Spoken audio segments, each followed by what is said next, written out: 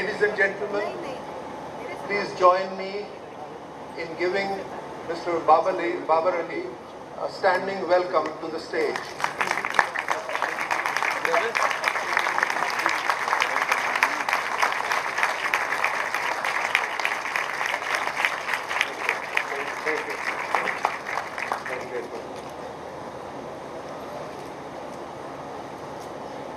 I have known Syed Babar Ali because of his two institutions that he created, Lumps and the Packages.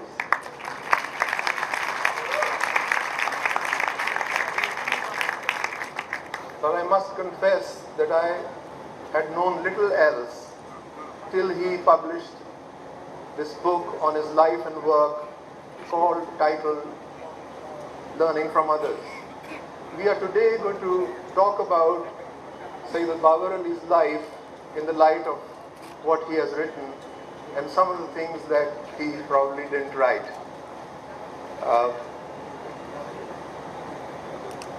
The story is about one clan. It has small beginnings, but by the end, the partition of India came around, it had quite a spread. Mr. Babar Ali, can you tell us something about the Wazir Ali clan and the business which started small and then spread around India? Thank you very much. Bismillahirrahmanirrahim. There was very little written material, but what little I learned was by word of mouth from my elders. My grandfather, Syed Wazir Ali, who was born in Lahore and grew up in Lahore, started a business, a small business in Firozpur, and it was connected to the British Army that was based in Firozpur. Was a fairly large cantonment set up by the British after they had conquered Punjab. So his business was related to providing clothing and other needs other than arms and ammunition, from haircut to tailoring to washing of the uniform. So that was the kind of business he started. And it grew quite well because he was a person of meticulous, he was very particular of doing the things well. And he became very popular and the business grew. And he had two sons and a daughter from his first wife, and his first wife passed away somewhere in the 1890. And then he had his two sons sort of working with him in business while they were still attending school. But he then passed away in 1900, and the two sons, the elder sons, they inherited the business, and a very unfortunate incident took place when my grandfather passed away. The premises where the business was located caught fire. So that was burnt to ashes. So these two elder sons inherited that business and they tried to salvage it. And my grandfather left a very large group of friends who were there to help my uncle and my father to resurrect the business and to put them on their feet. And so this is how they restarted the business. And the first big break came in. Well, my father then, my uncle, Syed Ahsan Ali, who was the elder brother, was already married. And my father got married in 1904. And they then moved to Lahore because this is where the future of the family's business development was. Pardon me for interrupting. Yes. Your father, Syed Muratab Ali's marriage was a very important marriage. Tell us about that. Yes. Well, that was a sort of kind of a big milestone in the family's fortune. He was a person with, he was very keen to build up relations and he heard of the Fakir family, and then he sought a friend who knew my maternal grandfather, and then through him he sought a meeting with with Fakir Iftikharuddin, and that meeting turned out to be rather positive. My grandfather, Fakir Iftikharuddin, took a liking to my father. He was very impressed with his personality, his humility, his intelligence, and he decided that his middle daughter, was my mother, was that he was willing to. Where did the royal Afghan blood come in? That was from the mother side of my grandmother. She, I don't know what the linkage was, but Fakir Jalaluddin's mother was an Afghan, and Fakir Jalaluddin was my grandmother's brother. The Fakir Khana Museum is a part of that legacy.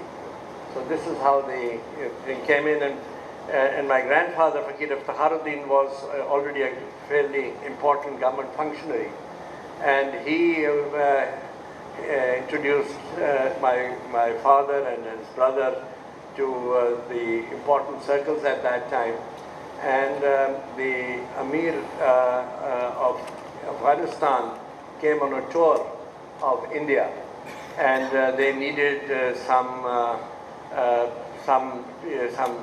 people to look after the entourage, and my father offered his services, and that is where the first break came in for them to grow out of Firozpur into a business based in Lahore.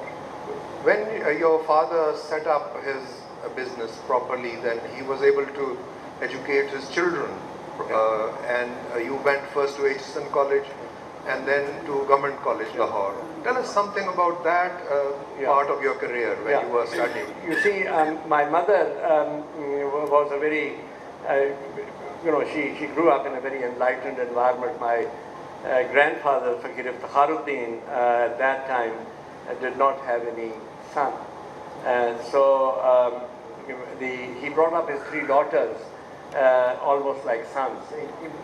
I'm talking of early 1900, 1905, 6, 7. So my mother was a very enlightened person. She never went to school, but she was tutored at home along with her sisters. And so she was very keen that her children should be properly educated and properly brought up. And she devoted her entire life on the bringing up of her children, and that is, something that we were very fortunate to have. The business was, owned by my uncle, by my father. The two brothers remained absolutely together throughout their working lives. My uncle passed away in 1942. Till then, they were just like Siamese twins. Everything that they did was together. And when my uncle passed away, then my father became the head of the family, and he then organized the business. And my brothers, my eldest brother was Syed Amjad Ali, as you know, and the second brother was Syed Afzal Ali. He had some health problems in the beginning, so he was not able to complete his education. But my third brother, Syed Wajid Ali, who you also knew, he was not a very good student. He kept on going from one school to the other. He went to Bishop Cotton, and then he went to Islamia High School, and then finally he did matriculate, and my brother, who took a lot of interest in his development and education, they thought that the best thing for him to do was to be enrolled in the army. So in those days, they had a system called the Y Cadet. So he then joined the Indian Army and the cavalry, and so that sort of brought a lot of discipline into him, and he then became a very productive member of the family. But he had to go to the army to learn that discipline. My brother, Syed Amjad Ali, all my brothers went to Central Model School because that was right next door to where we lived. Then he went to government college, and he was the first person from our family to have graduated with a BA degree. So that was a big landmark. And then after that, he went to Lincoln's Inn in the UK to study law. But I went to Sacred Heart School, where my elder sister went. And then from Sacred Heart, you were only allowed there for 2 or 3 years at the elementary school, and then the opportunity came for me to go to Egerton College. I was the first person from the family to go to Egerton College, and that really was, I was very fortunate to have had that opportunity because Egerton College. But when you were in Egerton College, you were very good at maths, Yeah. and you were good in sports, and you got on to polo. Not at Egerton, but we used to ride at Egerton. Polo was much later. But you were riding in Yes, Egerton College. riding was compulsory. Every student had to ride. There were horses which were provided by the school, and riding and swimming were absolutely compulsory. Well, our games as such at Egerton was a must. And I must say that this was a very important element in the development of young boys, because they learned as much outside the classroom as they did inside the classroom, and development of character, bonding among the students. And what little I've achieved in life, I think if I were to give credit to any education institution, it would be Egerton College.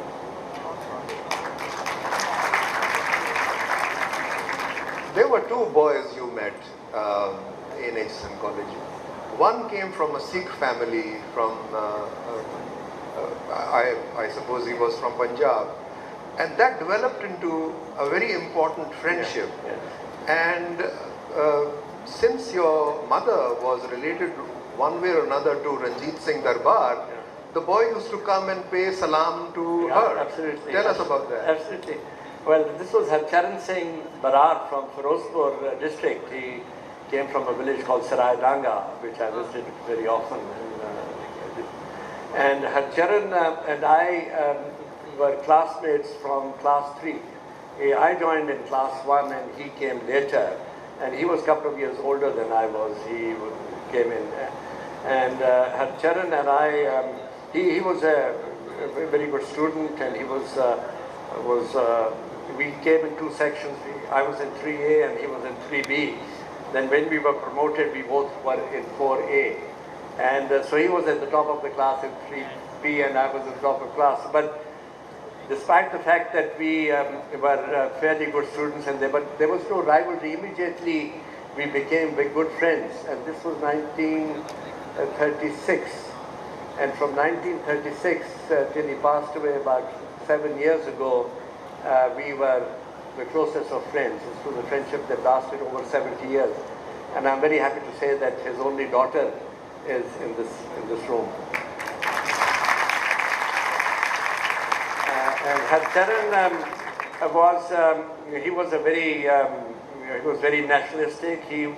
Egerton College, if you recall, in those days was known as Egerton Chiefs College.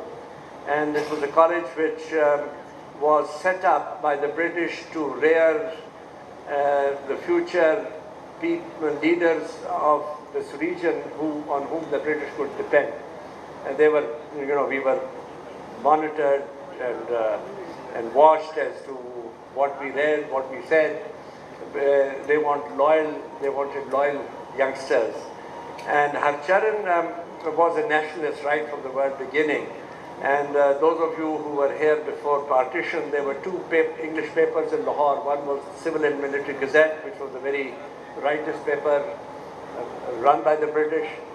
And there was the Tribune, which was the nationalist paper. And Harcharan was the only person on the campus at Egerton who subscribed to the Tribune. So he, and this was in the 37th. I mean, Muslim League had not appeared on the scene at all. But as we progressed in the classes, and around 1940, when we had the Muslim League session here in Lahore, where the Lahore resolution was passed, I became very much involved in what was going going on outside the campus, and became a follower of the Muslim League. And her children was a Congressite, but that did not prevent us from, I mean, we used to argue, but our friendship was as strong. He went to the Gurdwara, I went to the mosque, and we came out, we were together. So religion in those days was something which was very personal and had nothing to do with interpersonal relationship, and I wish that were today also.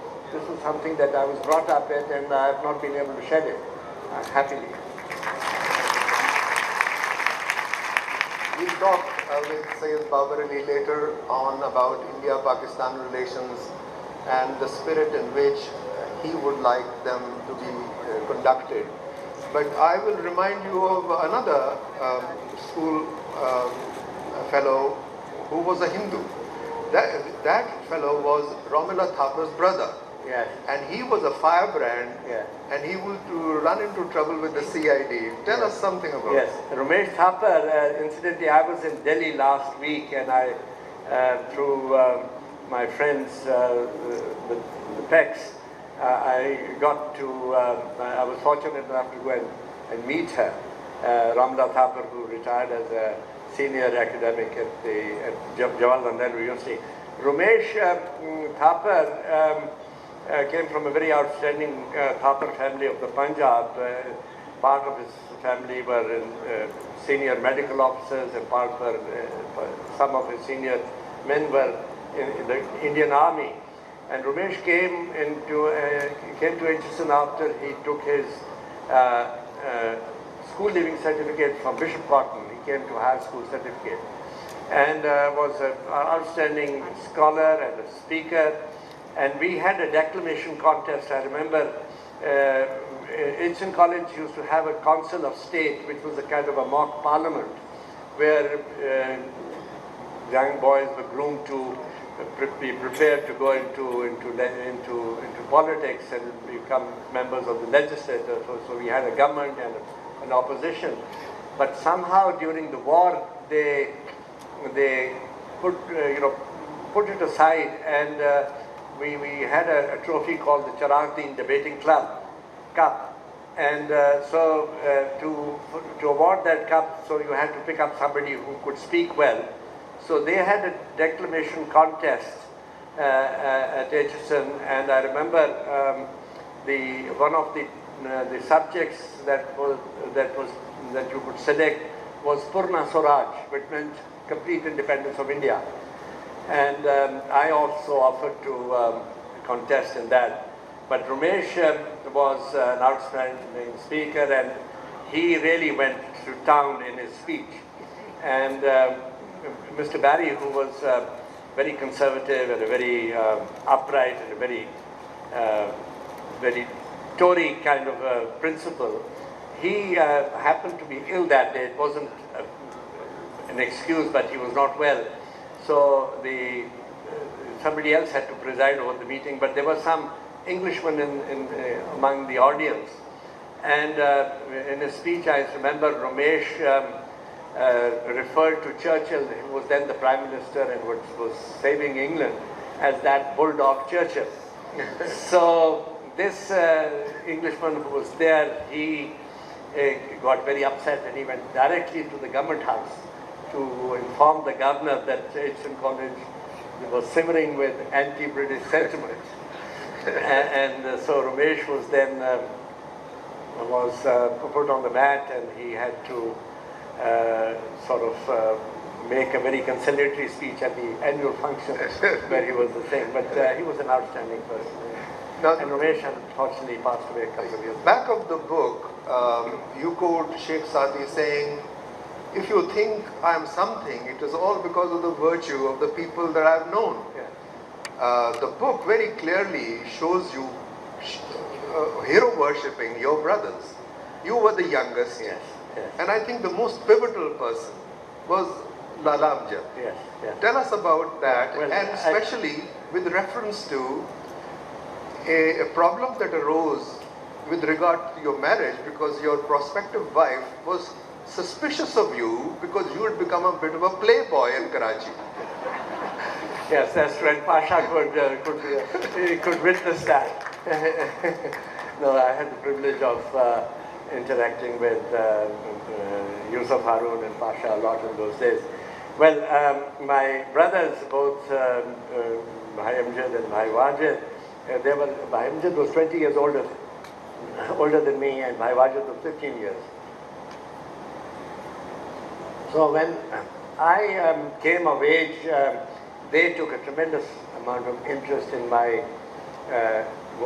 upbringing, not in my studies, because I could manage that on my own. But when I was in the process of completing my studies, and they were all very concerned as to what I should be doing next, and they were mentoring me. And one way of educating me and exposing me was that whenever I was with them, they took me along to meet anybody that they had a meeting with, and I would say it from at any level, and that was itself a tremendous opportunity to meet people. And I mentioned it also in my book, that whenever I was visiting them, and they, or if anybody was basically coming to the house, you know, to meet them, I was always invited to sit. You know, children are supposed to be seen and not heard. So I sat in a corner, but I witnessed a lot of important discussions that were going on. And if you can recall, or some of the historians would know, that my eldest brother, Syed Amjad, he was very close to Sir Sikandar Hayat, who was then known as the Prime Minister of Punjab. And Sir Sikandar, you know, passed away all of a sudden, and he was succeeded by Sir Khizr Hayat. So he then became very close to Sir Sikandar Hayat. And this, and Mr. Jinnah was emerging as the leader of the Muslims of all India, and he was very keen that the Unionist Party should become a part of the Muslim League. And Sikandar Khizr Hayat was resisting that, and my brother was right in the middle of the whole thing. But I, as a young student, was watching this whole drama at that time. So that was wonderful education to see all this thing being played out. So that was my learning. And I can tell you, his son is sitting here. Bhai Amjad loved me more than his own children. And I can never... And how did he resolve that little problem which arose between you and your wife-to-be? Yeah, well, that was... It so happened that, you know, we were engaged to be married. And then when she heard of my my activities in Karachi, she said, no, she didn't want that. And then she's, as a free girl, she said, my brother, she was first cousin, so my brother was the ambassador in Washington. And he invited her, he said, why don't you come and see America? So she went to America, and by this time, I realized that I had to settle down, and there was nobody better than this lady. So we then, through her very close friend, I approached her, and she said, well, she would consider it. She didn't say yes. Then another message went, and then finally, when she finally relented or finally agreed, I was asked to get onto the plane before she changed her mind.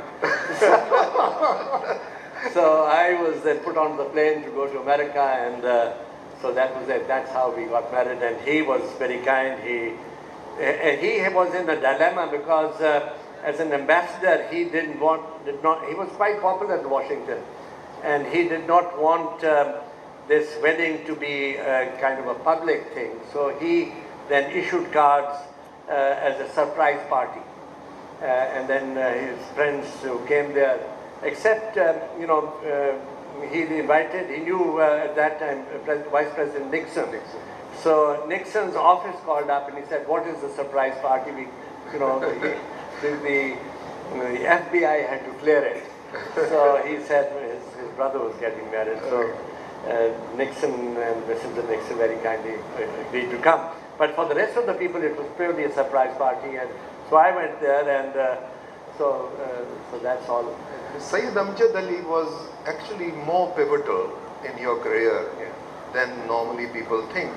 I think he got you to concentrate on the industries because he had an idea about it, and somehow the Agricultural University of Lalpur was also involved in it. Tell us about that. Yeah, you see, what happened was that towards the end of the war, 1945-46, the British wanted to reward the states that had helped them in the war effort. And the Nawab of Bahawalpur, who had sent his regiment or 2 regiments, what he had, to the war front, was asked to as to how the British could compensate him for his effort. And then he, well, the Nawab had no clue about what to ask for, so he approached my father and my brother as to what he should ask for, and they suggested you should ask. You know, in those days, you had to have permission to set up industry, license. It was under the license regime. So the Nawab of Bahawalpur then said that he wanted to set up industry, and we had suggested that he should set up a textile. He should get a textile mill for Bahawalpur and an oil mill. And Sir William Roberts and my brother were both members of the Punjab Legislative Assembly, and they used to sit next to each other. And Sir William Roberts, as you know, was the founder of the Agricultural University Lalpur, and after retired as a principal of Agriculture College at that time, went and set up a farm in Khanewal called the BCG, a British Cotton Growing Association farm, to grow cotton for the British mills in Manchester. So this was the relationship, and we then used Sir William's contacts in Manchester to get know-how, and the first textile mill to be set up in Rahimiyah and Bahawalpur. So that was how we, wetted our feet in going into industry. You also had something going in Hyderabad. Yes, there was an opportunity. You see, what had happened that in our business, my family's business, we had a very large military operation to look after Italian prisoners of war in Bhopal.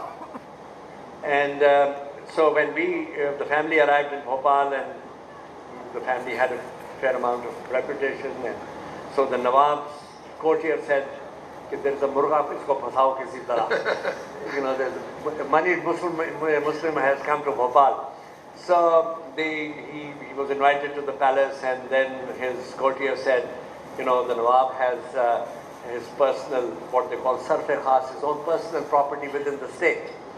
And he said that he had a farm which he wanted to disinvest. So, my brothers saw a good opportunity. This was 45, 46. I mean, partition was nowhere on the horizon at that time. So we bought this farm, and I used to, during my holidays, go to Bhopal because there was a lot of shikar in that area, and that was a big attraction. So I went to Bhopal, and then we set up. There was already not a sugar mill, but there was a gourd factory making gourd from sugarcane on that farm. So we got interested in making gourd, and then there was an oil mill that was available, so we bought an oil mill there in Bhopal. And we made some investments in Bhopal, and there was a sugar mill called Seahorse Sugar Mill. So when partition took place, we had a friend in Bombay by the name of Mr. Parker, and he said, Mr. Saxeria, who was one of the leading Marwadi businessmen in Bombay, had an oil mill in Hyderabad.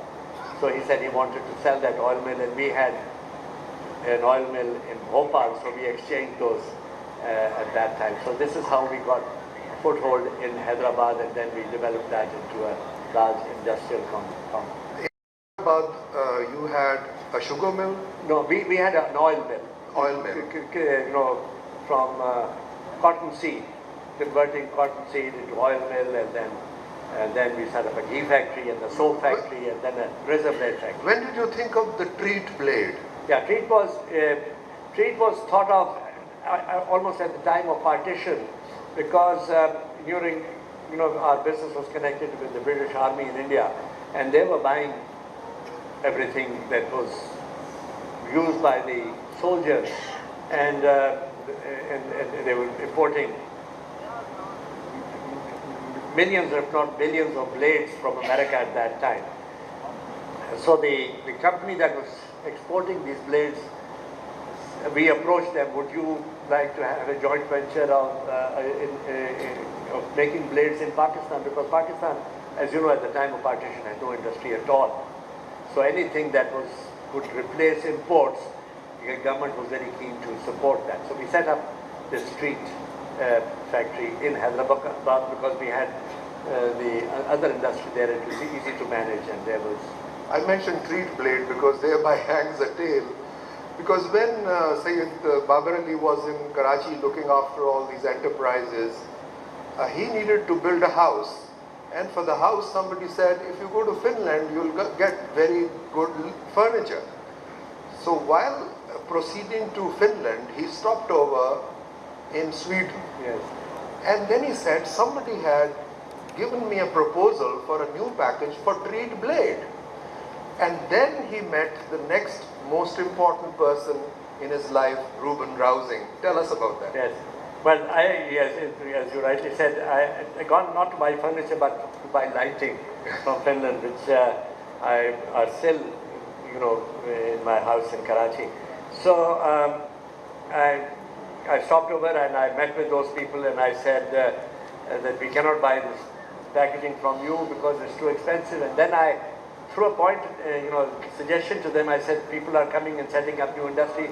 Would you consider setting up a packaging industry in Pakistan?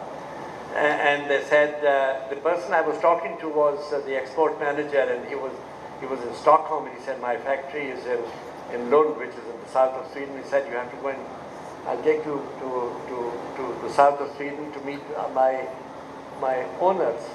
So that is where I met with first with Mr. Crawford, who was the managing director, then Mr. Rousing, who was the manager, then it's all history. And they were very keen to come out here because the two things were happening. Meanwhile, PIDC, the Pakistan Industrial Development Corporation, had set up paper and board mills in this country, and they wanted people to convert that paper and board into usable things. For board, packaging was the obvious thing. And so they were very keen that some packaging industry should come here. And the Swedes were already selling packaging to the users of packaging in Pakistan, which was Lever Brothers, Pakistan Tobacco Company, and some others. So they thought that they would have a captive market if they could set up a plant here. And this is what prompted them. And we were very keen to diversify and to go into other. And when I took the proposal to my brothers and my father, they were all based in Karachi, and they said, our hands are full. If you can take it, we'll provide you the resources and you have to manage it. So this was a wonderful challenge to me at the age of 28 to be given this responsibility. And I must say the Swedish company, the Swedish group, especially the Rousing family, they took me under their wings, and they made sure that the industry that we set up in Lahore would be as competent and as modern and as efficient as their own company in Sweden. They sent out 22 Swedish technicians to start up this factory. There was no local, this was the first packaging industry in Pakistan, so there was no local skill available. And so we had to start from scratch. And it has been a wonderful journey for me all these years, and so I learned a lot. There are two very well-known institutions that you have set up. One is Packages and the other is Lumps.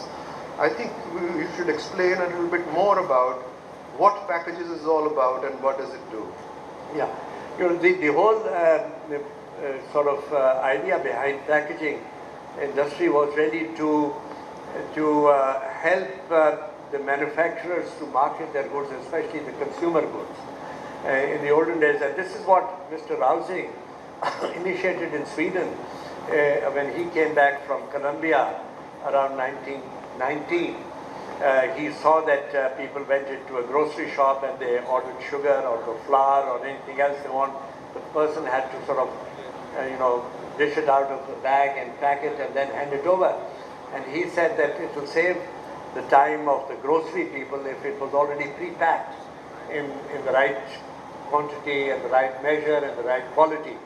So this was he was the father of packaging, in fact, in Northern Europe.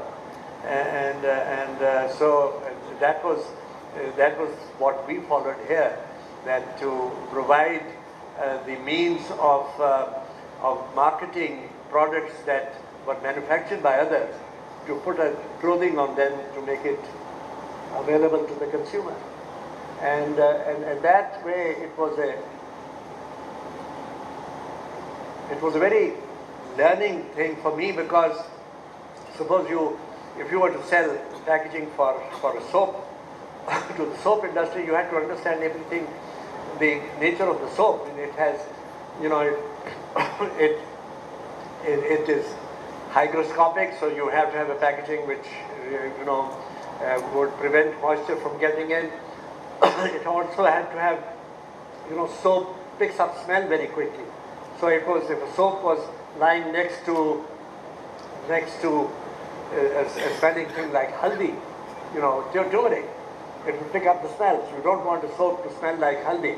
So you have to have packaging which would provide the barrier of not only smell but also the moisture, and also it had to look good, because people want a good packaging and they can differentiate between a good soap and a bad soap. So you have to know about your customer's industry, and this was a very learning thing for me and for all the people that we worked with. Do we have a figure of how many products packages has provided packaging to? I would say that, it will run into tens of thousands, but not all of them. But because we did the pioneer work, and so today packages which started off almost as 100% business in the country, today we have not more than 25% of packaging business. The other 75% is done by maybe 500 different packaging companies. And I'm very happy to see that, because many of these companies are started by people who left packages and started either their own business or worked with somebody else. So in a small way, we have been responsible for providing this opportunity for people to learn packaging. And also it creates new jobs, new opportunities, economy, and everything else. So, by the time we come to the period of history when Mr. Bhutto was in command, you were already very big. What happened during those days of nationalization? Were you targeted? Or? Yeah, our group was very much targeted. We were, thanks to my late friend Mahbubul Haq, we were among the 24 families that he had identified. So Mr. Bhutto, took no time in picking up those 24 families, and when he started on his rampage of nationalizing, he nationalized 5 or 6 companies belonging to our family. But he had left out packages, and I don't know why, but I had met him a couple of years earlier. I mentioned in my book that when he was in General Ayub's cabinet, he was a Minister of Industries, as some of you would know, and I got a telephone call from Islamabad to say that the Industries Minister wants to talk to you. So I came onto the line, and he said, Mr. Babar Ali, this is Zulfikar Ali Bhutto speaking. I believe you have a black rose, and I want for my house in Larkana, I'm interested in having roses. So I said, sir, we don't have a black rose, but we have some dark colored roses. And if you are coming to Lahore in the next few days, they are in bloom, you can come and select. So that's how I got to met him for the first time. He came to Lahore, and he stayed at Faletti's. These hotels were not there, neither this the Avari nor the Pearl Continental. Philatis was the only hotel, and he stayed there. So I drove him out to the packages, showed him the flowers, what he selected, this and that. But then, because packages was prominent and being in Lahore, people knew me also in Islamabad. So, meanwhile, you know, the public sector, he wanted to reorganize the public sector. And he, that I thought was a very wise move, got people who were managing mostly multinationals. You know, he got Mr. Faridi from Burma Shell, he got Afzal Khan from, also I think he came from Burma Shell, he got somebody from ICI to take over as chairman of different corporations. And then they wanted to enlarge the fertilizer industry because Pakistan was short of food. And this was the time when the oil boom had started in the Middle East. And both Iran under the Shah and the Middle East, both Saudi Arabia and the Emirates, were flush with money, and they had indicated to Pakistan that if they needed money for any particular projects, money would be available. So they wanted to set up the fertilizer corporation, and they zeroed on me to head that corporation. And I must say, it was a very good break for me. It was, in packages, you were working on a small canvas, but when you went on the national scale with setting up new facilities in the fertilizer industry, that was a tremendous challenge. And I must say, I enjoyed it. I was there for 4 years, and despite the fact that people said that Mr. Bhutto was interfering, I didn't get a single telephone call from him during the 4 years I was there. So I was very lucky. And I had a free hand. They gave me $500 million to set up 3 facilities, which I was able to do on time, on budget, but it's not my effort, it was the team that helped me do that. How many years did you I was there for almost 4 years. 4 years. Yes. When I joined the public sector, I said I'd serve for 3 years, and I put in my papers for exiting in 3 years. It took me a year to get out, so it's not easy to get out. But it was a really very rewarding experience. Yeah, let's come to LUMS, because that is a place of learning which has made a name.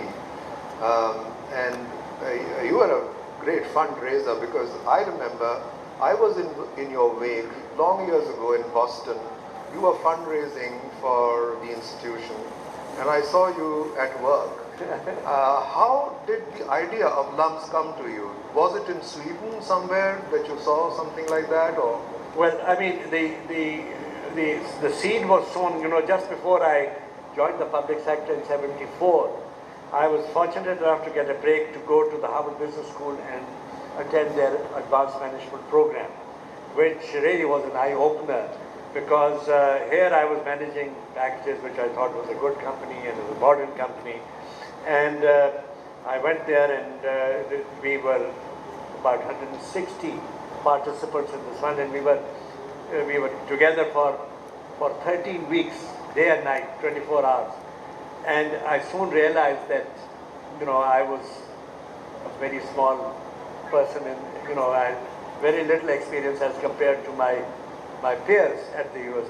But the 13 weeks opened my eyes that there was so much to be learned on management, and they taught by the case method, which said that you weren't lectured, you were asked to discuss a case, and there were more than one way of killing a cat.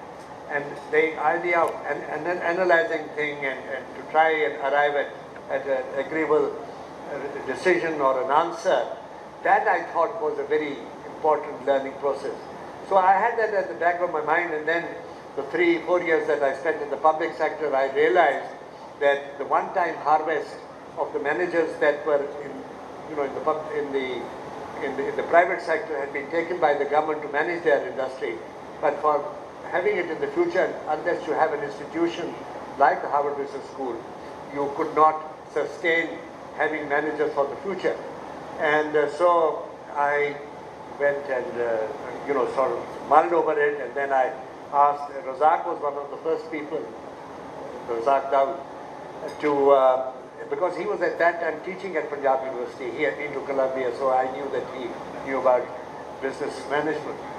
So I asked him, I said, what about joining hands and working on this project? And Dr. Parvez Hassan, who was my friend and a lawyer, we called him in, and the three of us put our heads together as to how we constituted. Then I went around and knocking on different doors, both in the public sector, because there were about 7 or 8 public sector corporations, and then because of being in Lahore and in Pakistan, one knew many of the people, and also our customers, packages had most of the multinationals as their customers. So I went and knocked on their door that this is what we're going to do. And I can tell you that of the 100 people that I approached, 75 responded positively. And there was no argument as to how much you would subscribe. I said the ticket was 25 lakhs of rupees, 2.5 million rupees. And 75 people gave 2.5 million rupees. That was the start. But the big breakthrough came in when the Russians invaded Afghanistan, and the Americans announced that they would give $3.2 billion to Pakistan. So I went and met the American ambassador, and I said, is education a part of your program? And he said, why not? So then I went to our own government, and I said, you couldn't access foreign money unless it was routed through your own government. So I went and saw Syed Qureshi. He was Secretary of Education at that time, and I said, I think I can get money from the Americans if you forward my application. And he said, yes, I'll forward it, but on one condition, because the minute people know that I forwarded your application, there'll be a whole host of people coming and asking me to forward their applications.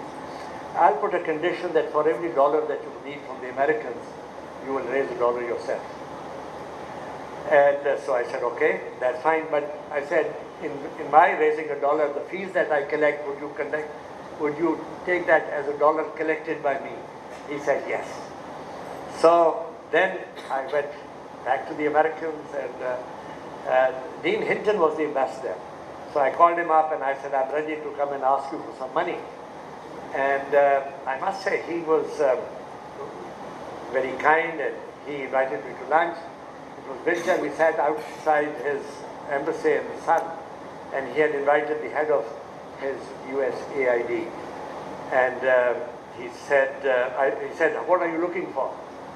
And I said, does $10 million frighten you? He said, not really. I said, that's what I want. And then, it was really a windfall. I mean, I asked my people before going up, I said, what should I ask for? And he said, if you get $1 million or $2 million, that's good enough. But I aimed high, and so we were able to get $10 million. But then the Americans had this, they were in the process of winding up the USAID, and they said, you've got to use up this money within the next 30 months. So I had to collect the equivalent of $10 million in 30 months. So I went and knocked on people's door, and they said, your dollar is worth $2 to me. And but I must say, I must single out M.R. Khan as the most generous supporter. He was at that time heading the banking council. All the nationalized banks were being controlled by the banking council. And he realized the importance of good management. And when I went to him the first time, he said, I need 1,200 managers tomorrow to manage my banks all over the country. So I went and asked him, and I asked him for 25 lakhs, and he said, no, I'll give you 50 lakhs. And the next time I went to him, he said, I'll give you another 50 lakhs to get extra money from the Americans. So, I mean, I was totally, overwhelmed by the generosity of the people who supported me. It was not me asking them, but their generosity in supporting it. So, can you give us a ballpark figure on how much LUMS is contributing to the managerial sector. Yeah, not only managerial, but all sectors around the campus. Initially, we started as a business school, as you remember, when we rented some premises, and Javed Hamid is in the audience here, who was the first director of the place, and who really laid the foundation of this place. But once we went to the larger campus, we realized that we had more space, and meanwhile, the quality of the graduates that had come out of LUMS, they were picked up right away by employers, multinationals, by banks and other people. And the word went round that this was an institution which gave good education. So there was a lot of pressure on us by parents of both girls as well as boys who could not afford to send their children abroad for studies, that they wanted something here. And I must say I was not very keen on the undergraduate program, but Manzoorul Haq and Razak pushed it, and with Wasim Azhar who was the dean at that time. And so we enlarged the scope by setting up an undergraduate program, and then we kept on adding new disciplines to it. We started with economics and mathematics and computer science to start with, but then history and anthropology and everything else. But then we added law school. Dr. Parvez Hassan was very supportive, and he took a lot of initiative in that. Then about 10 years ago, we thought that we should have a school for science and engineering, because with good management you could only do so much in contributing to the country's economy, but unless you really went and invented new things and you created new knowledge and new science, new products and added value to the raw materials that Pakistan produced. So then we embarked on the School of Science and Engineering.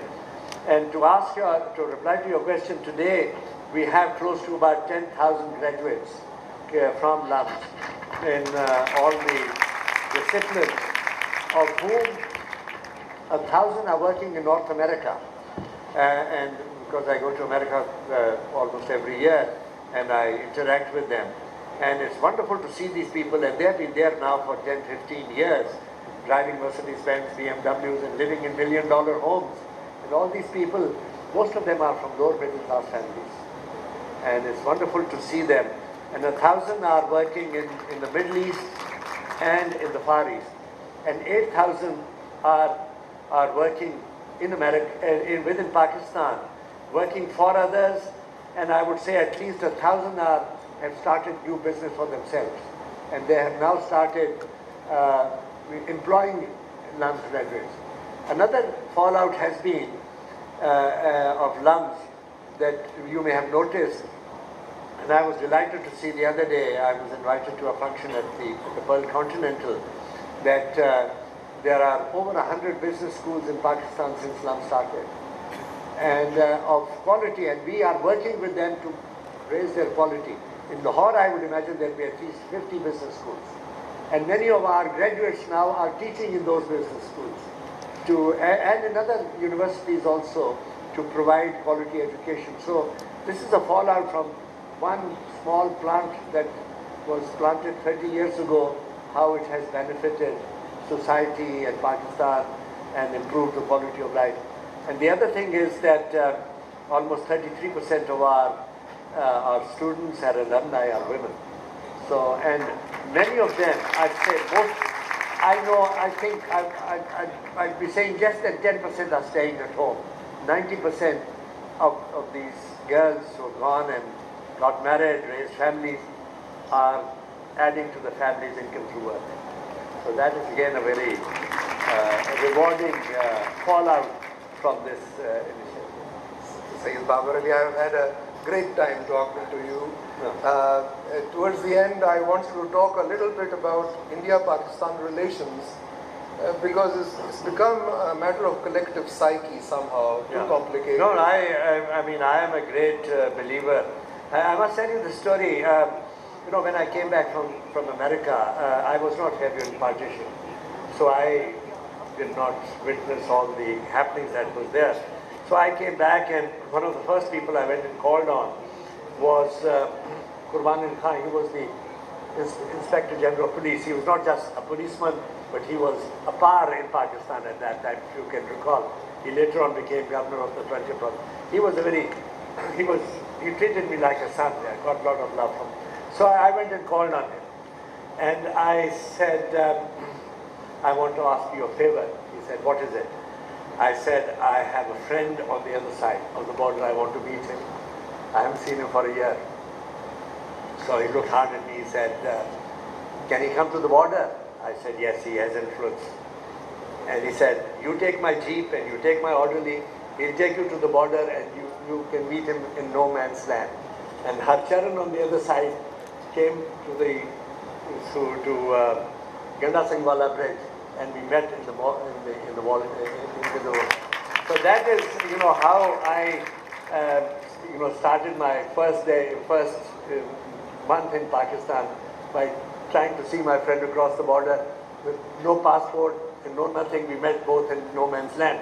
But ever since then, I have been hoping, dreaming, and working hard to see how we can bring the two countries to work together, because there is nothing to lose except it's a win-win situation. And we've had many these track 2 meetings both in Pakistan as well as in India.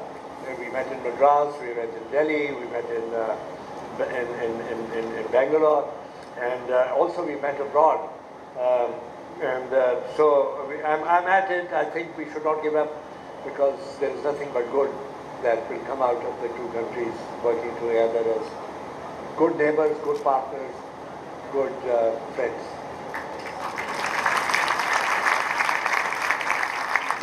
At the end of this wonderful meeting with Syed Babar Ali, I'll read something from a message that he sent to caretaker Prime Minister Moin Qureshi. And I quote, I started work on January 1, 1948, and I have seen a transformation. In many ways, Pakistan was better yesterday than today. At that time, you could get prompt responses from the government, which was keen to push you forward. I have only 2 options. One is to stay at home and do nothing. The other is to go out and bat to the best of my ability and leave the rest to Providence. This has always been my attitude, to bat till the last ball of the match is bowled. I regard it as a physical and personal therapy. You have to stay engaged and do things with passion. You have to get involved. You have to be meticulous about small things. You have to read more than once what you have written to correct your mistakes. It is a question of habit and discipline. Thank you very much. Thank you very much. Before I step off the rostrum, I'd like to thank and applaud the organizers. This is a fantastic contribution that you've done to Lahore. Thank you very much.